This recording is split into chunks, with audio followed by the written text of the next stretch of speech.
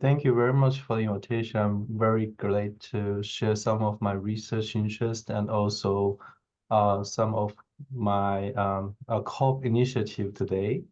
So I'll give you a brief introduction, already some like a background for my research interest, and then we'll focus on nutrition assessment, analysis, and how the environmental occupational factors with the diet, nutrition. Then I'll give you a little bit like background as like a real world example for the nutrition assessment analysis and how that connect to the microbiome and other host factors like multiomics. And then last, I'll give you a brief introduction for our Mount Sinai Bionutrition Research Core Initiative. So as Rafa just mentioned, I had my medical degree in preventive medicine in Xiaotao School of Medicine, Central South University, and then I have my epidemiology training in Tulane and University, Texas. And then for my postdoc, I focus on like integrated cancer epidemiology, which I integrate like microbiome with the nutrition epi and cancer epi while I was in Baylor College of Medicine and Amnesty Cancer Center. My research interests focus on the biological factors such as aging, racial, ethnicity, gender, and then modified factors such as the lifestyle, nutrition, microbiome, physical activity, and on the disparity of the GI-related cancer risk, such as colorectal cancer, liver cancer, and the outcome and survival and treatment. Also, very interesting to explore the innovative methodology to integrate omics data and high dimension data and biomarkers into epidemiology study design. So I'll give you some example for my research on how we integrate the microbiome, metabolomics, proteomics into a dietary intervention trial. So in the past few years, I got several awards from the Cancer Society and the Epidemiology Society. And I like also get some like surveys and teaching while joining the Mount Sinai in 2022. So it is great experience for me to, as a junior faculty, to involve in like such as, for example, NIH Early Career Review Panel for Cancer Prevention. And also I have been like get some like teaching role for like you might heard of like a meta-analysis, epidemiology methods in IT Institute for Translational Epidemiology short course. And also I have been guest lecturer for the fundamental epidemiology. So I'm very interested to as an education perspective to give some like a short course workshop on the nutrition, cancer, microbiome as well. And for today's first topic, I want to focus on the dietary assessment, why it is important. So in many of our population-related epidemiology-related study, we might need to collect the diet. So then we come to the diet assessment. What is the most common assessment for you to collect the diet data? For example, you might heard a lot about like dietary pattern, diet quality, healthy index, like Mediterranean diet score, something like that. So here I want to show you some of these tools, most common used tools. One is ASA 24, which is an innovative diet assessment when you to take like 24 hours recall or like a record. And FFQ is more like a frequency in portion size, like how many something you eat in the past like months, like so, and then we'll have like discuss like beyond the self-report, we have some objective dietary assessment tools, and we'll discuss how do we choose the right tool and what's the feature for the dietary assessment in epidemiology. So first, ASA. ASA is like very common used in many of studies, such as dietary intervention to capture the individual dietary intake. It's like a 24 recall dietary recall, and it is free provided for the participant to self-report their food and beverage intake. And there is website here. If you're interested, you can click there. You can have a demo for yourself. You put your breakfast, lunch, and dinner for the past 24 hours, and then it will give you automatically like the profile for yourself. And they'll give you, oh, you might eat too much sugar. You need to like restrict your fat intake, something like that. But the strength of this study is like the detailed intake memory aids, but limitation is like a memory reliance participant burden because it will take for me, you need to, even it is very convenient to have picture portion size for you to choose. it may not like very friendly to other people who are not very like good at the computer or web based. So it is a great tool, but may not good for like a clinic for clinical studies. People have like waiting time but too short. It may be good for intervention, dietary intervention studies if you pay for them. So another tool is called FFQ as a food frequency questionnaire. There are three types of this tool. One is like most common used called the food frequency questionnaire. It's a common dietary assessment tool to ask a respondent to indicate how often they consume certain food over a given reference period. Often used to estimate like habitual intake, like dietary pattern. Like I mean, like are you a Western diet or like protein diet, something like that, and also can calculate many of these like a dietary pattern score, diet quality score. And DHQ is validated food question questionnaire derived by the NCNIH and used to assess dietary over specific. It's very similar to FFQ, but they provide you a great analysis guideline for you to integrate for your intervention trial to your epidemiology study. And another quick tool for dietary screening. In DHQ, we have like I don't know many questions for you to answer. It will take maybe around like 40 to 1 hour. But NSQ data is dietary screening questionnaire. They have only 26 questions. It's more used in larger scale epidemiology studies such as like enhanced study. So they used this in 2009 to 2010, I believe. So it is very maybe yeah also in many other in our melanoma study as well. So I'll show you some example for these tools used in the real world clinical study and also epidemiological studies. So one example we use NCI DSQ is a paper we published in the Science 2021. So we want to evaluate like a diet fiber and probiotic flows on the gut microbiome and melanoma immunotherapy. So we use the NCI DSQ to capture the nutrients, like for example, fiber and like fat, protein intake. And then in another paper we recently published in the dry beans trial, I will give you like a brief, like a detailed description for this study. But here I just want to say we use both the ASA24 to capture. We have 5 visits, like from baseline to 16 weeks with visit follow-up. So we capture their individual dietary change using ASA24, which actually is the most advantage for using ASA24 recall to capture the change in dietary in dietary intake. And then we also use the DHQ to capture the dietary pattern in the baseline. Another good thing for using both, like if you're missing any of these, you can input from each of them for others. So this is also it is great to incorporate to many of these dietary intervention study. And FFQ is also widely used. So we also see this in some of the top journal, New England Journal of Medicine, to how the changing diet quality with the total cause specific mortality. So another way beyond the self-report, we do have some like objective like dietary assessment tools such as a blood, urine test, and we also have some like that is also like maybe like not just and also like the complementary to the self-report data assess nutrient states. And now we do have a lot of like technology enhanced tools such as the apps, right? You might see some of the one thing I see from the apps is like track you like a diet, check you like weight, track your physical activity, like also give you when you eat something, take a picture. So that is real-time checking user engagement, but the challenge for that is like a digital literacy, and then we have like data privacy. You may not share your data, right? So it will not be maybe just partially share your data, so we are not able to analysis like from epidemiology side or from the clinical trial side for your data.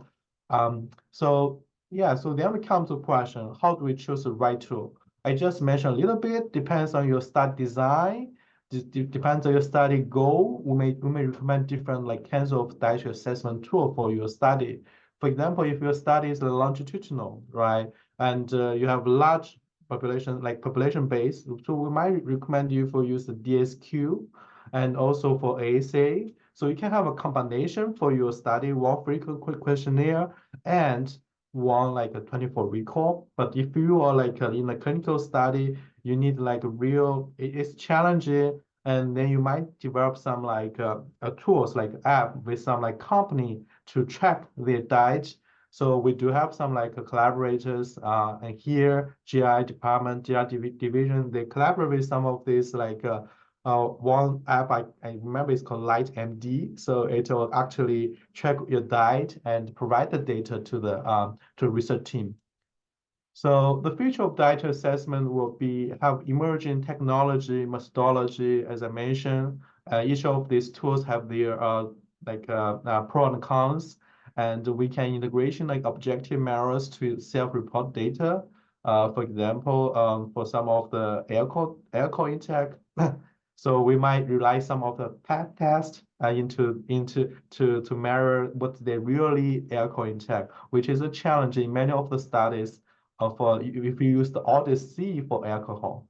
And then we can enhance the accuracy, but also ease of the dietary assessment. Then I want to next topic, I want to focus on the analysis part. Like if you have the great assessment, you have the data, plenty of data, how would you like analysis the data? So for dietary pattern, I'm very interested in diet pattern. For diet pattern, we have different ways. One is called predefined index. So if you use like a very standard ASA 24 or like FFQ, you always have the option to have a SAS code or like R code to calculate healthy eating index and Mediterranean diet score or DASH score you might heard of. And then it's typically include component scores such as vegetables, fruits, legumes, nuts, and seeds, grains, and meats. And then different exist like for example, they put like different weight for the alcohol in some of these studies. And also there's like there's like other like adherence to the guideline. They have different like focus on the like sugar and fatty acid. And then post-doctoral index. This actually really appropriate for some of the personalized designs or like modified survey. For example, one of the study I recently used for class analysis is we developed like a Hispanic version of the DSQ. So we do not have like standard way to calculate many of these index. So, but we have the data, we have the variation, so we can do many of these like PCA, principal component analysis, factor analysis, class analysis. Based on usually we do is like healthy, unhealthy. You might see this in many of these studies, and also we can label them like Western diet or other like prudent diet, as I mentioned before. It's like really like prudent is more like high consumption of vegetables, fruits, and Western diet is like red meats, processed meats, and more like sugar drinking. And so for individual, then we are interested in individual dietary factors that like macronutrients and like something like carbohydrates, protein, fiber, like align with the recommendation. Then we're also interested in like their meal patterns and timing, something like that. We might see some of this like research like a skip like a breakfast, how to skip breakfast, how like the timing of the each of day affect some of the metabolic regulation. And then some of our research will come to the food groups, such as the trial we have done is like dry beans, but there's also other like a lot of other studies focus on like fruit, vegetables, blueberry things, plant-based base. So that is also very important. You will see like low fat, high fat choice, and but really it's like a balance of this like each of these like dietary nutrients. And then we come to nutrients, right? So we have macronutrients, and then we have the micronutrients intake, vitamin, minerals, and how that will be like affect the health. And there's also a lot of other like clinical trial focus on these supplements for this, for example, resistant starch and other vitamins on the health in many of the disease, liver disease, diabetes, and cancer. So in summary, I just give you like a brief review for the nutrition analysis. In the real world, there are a lot of other analysis there. So the nutrition analysis will provide us insight of how into dietary pattern and implication for health.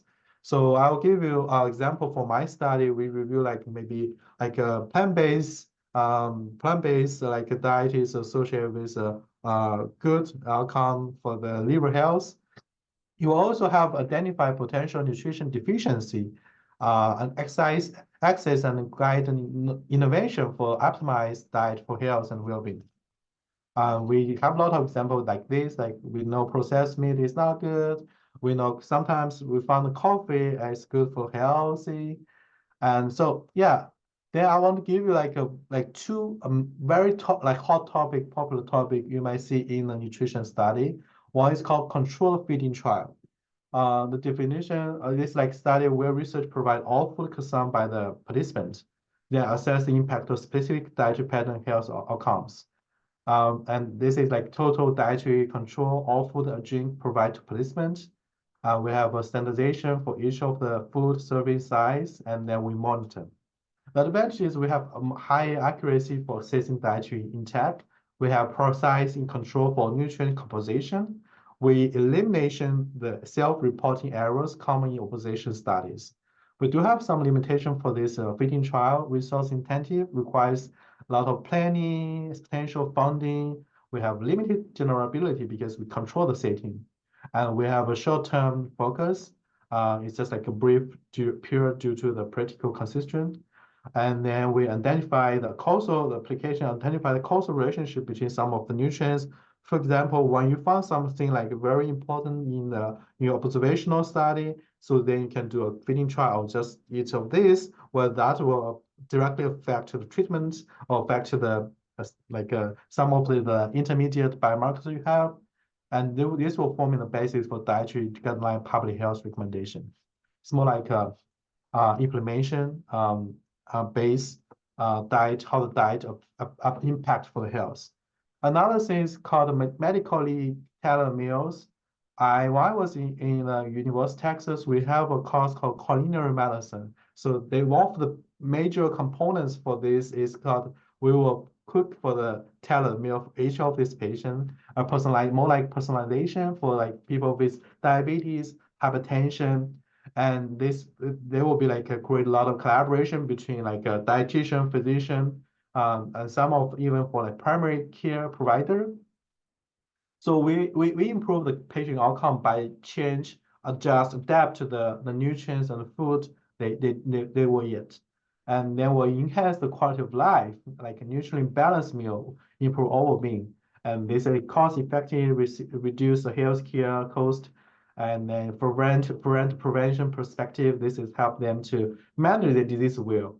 And so yeah, so I know many of the nutrition related studies already consider like a medically tailored meal, for example, for diabetes population. For us, like the fatty liver disease population, we were considering maybe we can develop some like great tailored meal for them. So that is actually very two hot topics in dietary area. So here, since it's occupational medicine, I want to give you like a brief. I'm not an expert in this area, but I want to give you an overview for the environmental occupational factors with diet. So first is food accessibility. It's the location, availability of the healthy food options. Like for example, the grocery store, whether they have a lot of like holistic grocery store, and also work schedule on the meal preparation choice. Like we know a lot of like clinicians, they're very busy and they do not prepare their meal, or like just like not very if they have the regular working skill, they may have more healthy meal preparation and explore risk. So we have chemical air pollutants affecting like food quality and health as well. And also I want to say like the water, right? The water also have some I know there are a lot of research on how the water affects the health. And then we have application of agricultural practice. And then we're also like economic influence, right? By occupation, environmental, shaping diet, and shift work is also like a very popular topic. How the shift work affect a lot of eating patterns, and then how that will be leading to health risk. And we do also have some like cultural education impact. Depends on like the population, like acculturation in the Hispanic population is also may affect their food knowledge and also their food choice. And then last, and we have like regulation, lifestyle, and policy will also affect the food safety and availability. When you check the grocery store, you might see some labels on there. So this might have this is not good for health, and also have occupational stress, environmental stress influence the diet. And last, I would say like activity, nutrition is physical demands of the occupation environment affecting the diet requirements. So just in summary, understanding this connection between the environmental occupational factors and will help us to creating more effective nutrition intervention tailored to different environment, occupational and circumstance. So yeah, so any question I want to post here? Any questions? If now, I will go ahead for describe some of my studies. So first study we published in the American Journal of Gastro is a study, is a real example how we used like a postural dietary index or like analysis with the liver disease. So it's called a study of dietary patterns derived by class analysis, and they are associated with metabolic dysfunction, like associated statistic liver disease severity among Hispanic patients. So just some like brief view for these studies. What we know is like diet is the potential modifying factors for the MSOD, but there is limited diet research conducted among these Hispanic patients with MSOD. Then in this study, we identified two primary dietary patterns from a questionnaire, modified questionnaire for this Hispanic population. We found one is fast food meat pattern, one is plant-based protein pattern. And the fast food meal diet is associated with 2.5-fold higher of the odds of develop more severe cirrhosis than plant-based diet, independent of demographic, lifestyle, metabolic characteristics. I'll give you like more visualize how this like two class developed. So we use the class analysis tree to develop like two. You can see from here, this two pattern by two different color. One is the plant-based. We have sugar, cereal, food, juice, whole grains, and then we have fast. We have more like frozen desert, fried chicken like this. But really, this like a class analysis, we might need like a not like big, but at least like a few hundred. So in our study, we have 500 to develop this class analysis. If you have very too few, like only like less than 200, it might be challenging to use the class analysis to get a cluster. You might have like one class, they have like 20, and I'll have like maybe 100, 200. So that'll be a balance for the class analysis. So here I show you here we have different of these outcome, like for example, ALT, we have the advanced fibrosis, but we do not find significant association between ALT fibrosis. We only found like a cirrhosis with the animal with the diet pattern. So that is actually first made due to we do not have enough sample size. Second, all our studies from liver biopsy. In the future, for future larger study, we can use the fibroscan or imaging to identify to screen the muscle T or like a fibrosis, cirrhosis and fibrosis. So that is our studies. We do also do some like stratification by the genetics and diabetes and other age, gender, to see whether there is the interaction between these factors with the dietary pattern. When we do not find any, we do not find the We found some here, but not so many for the interaction. Also because we do not have enough sample size in each of these stratification. So then I want to go to my research on microbiome, how microbiome connect to the diet. In the past few years, I published a few papers. These two papers I just mentioned, example for the ASA and the food frequency questionnaire. We also published a book chapter on diet, microbiome inflammation, and cancer. So it's from like population health, epidemiological perspective to introduce like how the dietary pattern, each of the dietary factors and affect the microbiome, and microbiome affects the inflammation and other immune response on the cancer. And we also interested in like oral microbiome and the tumor microbiome in our studies, in my research interest. So briefly introduce the science paper we published on the dietary fiber and the microbiome and melanoma immunotherapy response. A melanoma patient reporting higher fiber consumption had a better response to checkpoint inhibitor immunotherapy compared to this patient reporting low fiber diet. We define this based on our population, like less than 20 grams per day. And every 5 grams increase in daily dietary fiber intake corresponds to 30% low risk for progression or death. And most marked benefits were observed for this patient reporting combination of high fiber consumption but no probiotics supplement use.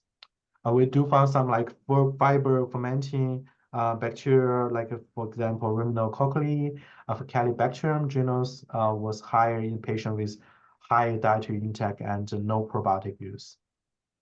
So if you're interested, so so you can read the full papers. And my role for this paper is really for nutrition, epidemiology, and the connection to the microbiome. We have a team science to work on the clinical side. We have animal study work on the mouse studies validation as well.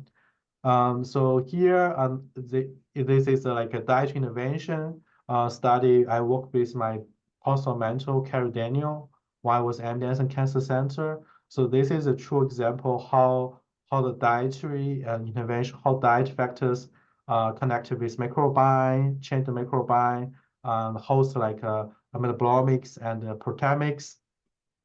So I'll give you like a little bit detailed introduction for this study since I involved this study for a few years. So dry beans is, so many of people know this dry beans. You can see this in the cafeteria. You can see this in the grocery store. Dry beans is a probiotics food source rich in the bioactive compounds with anti-inflammatory, anti-lipidemic, and chemopreventive properties and target for microbial and host metabolism. So we see many of these clinical trials in cardiovascular disease and metabolic health, but really there's not few studies on this, like people who have obese and overweight on this high-risk colorectal cancer patient. And this began trial test the impact of how an increasing dry beans consumption on the gut microbiome. Like the research gap, as I just mentioned, dry beans have a lot of great things, but now the study is simply increase or adding the beans to improve gut micrometabolism to low cancer risk. And the gut microbiome has yet been assessed in whole dry bean intervention among high-risk overweight obese patients with history of colorectal polyps and cancers.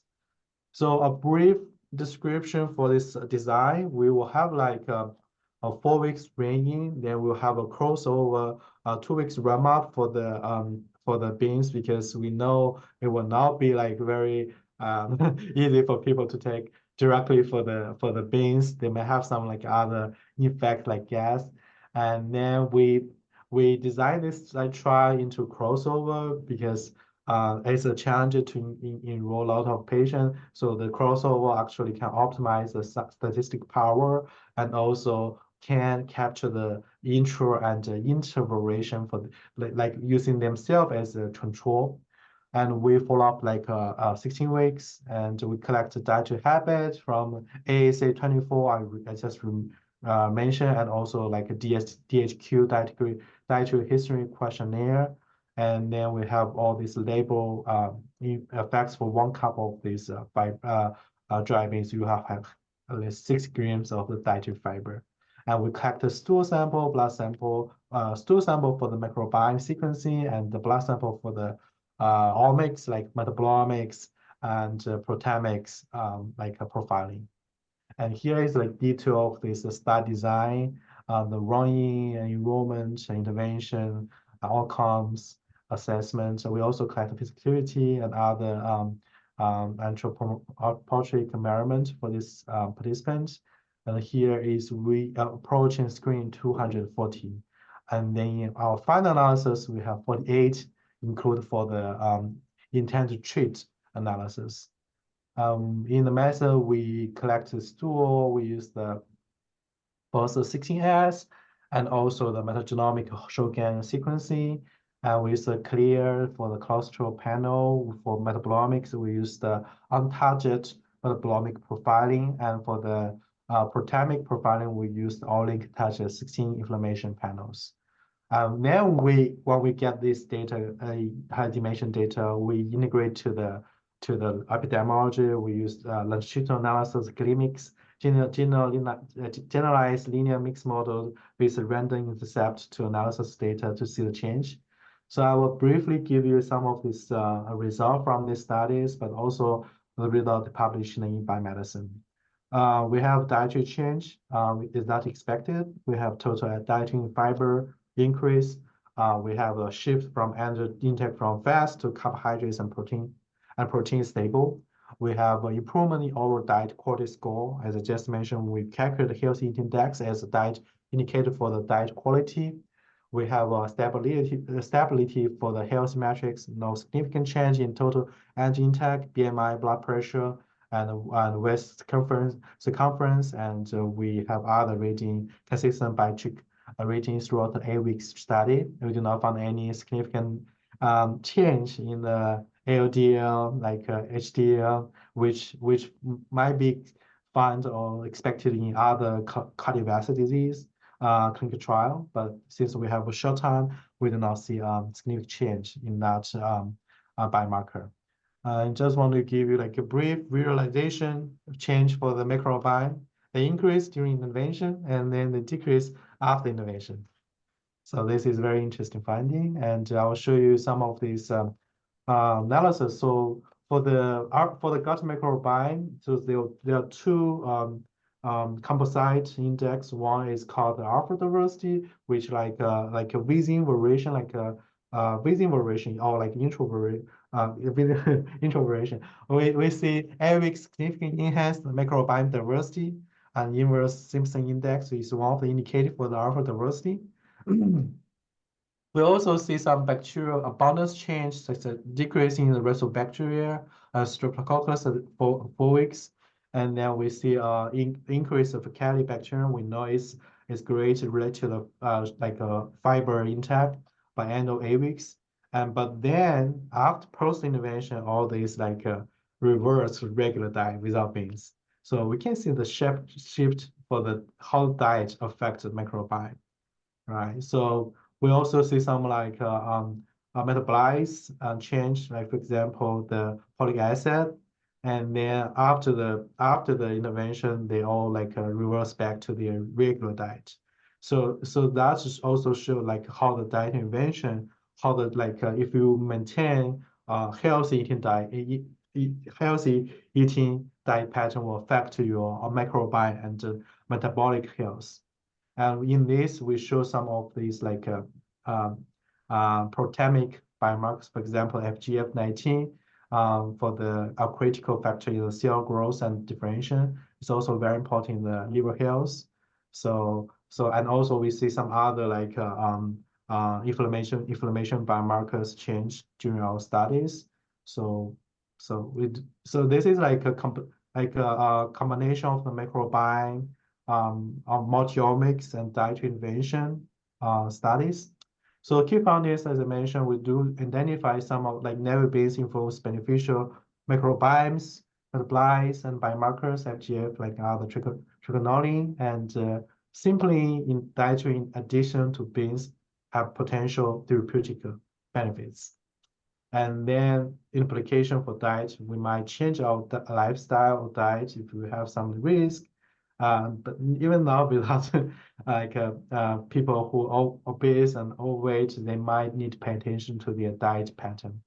For the practical strategy, just 1 cup of navy beans. Like this is like a take-home message for me for this vegan trial. But it's not applicable to all these people. If you have some other disease, you might consult to your doctor for the navy beans or like dry beans. But for some of my friends around me or colleagues around me, up they listen to this topic, they changed they add a little bit based to their Euro diet as well, just and they feel better they told me. So one of the so I want to give you my research interest here. So we in Mount Sinai we have Mount Sinai Marsh Registry Biobank, which is launched in May 2022 by Dr. Mina Bansal. It's a longitudinal study aimed at identify real-world factors related to fibrosis, progression, and developing predictive algorithm for liver and cardio clinical outcomes. So I have some of the highlight diet microbiome on this study. We present this in the liver meeting. If you're interested, I can send a copy of this poster. We are still working on the manuscript right now. So I know I maybe have a few minutes. If you're interested, you can. This is one of the figure in my book chapter, how they illustrate the relationship between diet, microbiome, host, and cancer. If you're interested, you're free to scan, and we can talk afterwards. But and also here is show you the microbiome change in adulthood in the whole lifespan, and how like why we are interested in adulthood because with a lot of like diet and lifestyle, we can change, modify this. And this give you some like a brief instruction how we design like a more like microbiome modulation on the clinical research and translational research.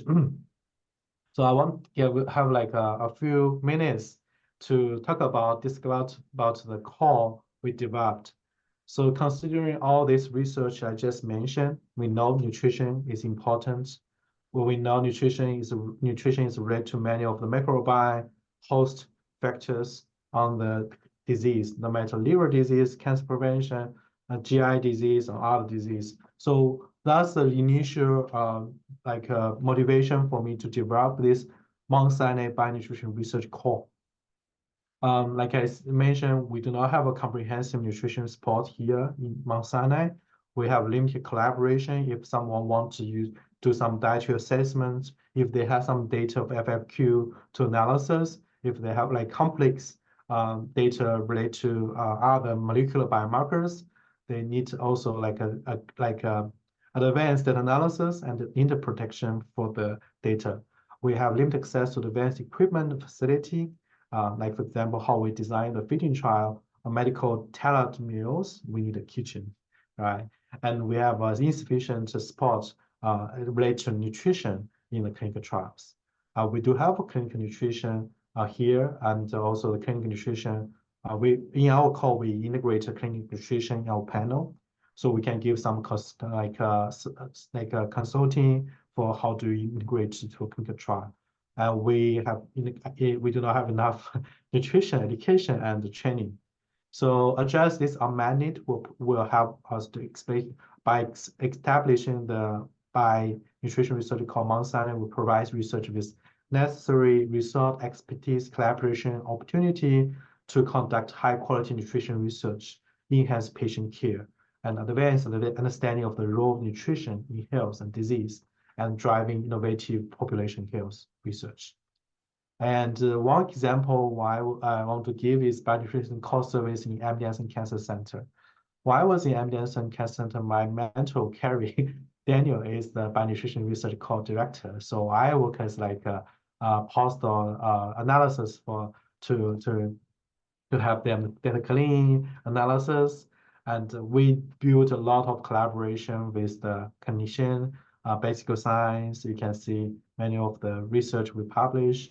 So it's great collaboration, and we have I get experience to handle different kinds of the dietary nutrition related data analysis.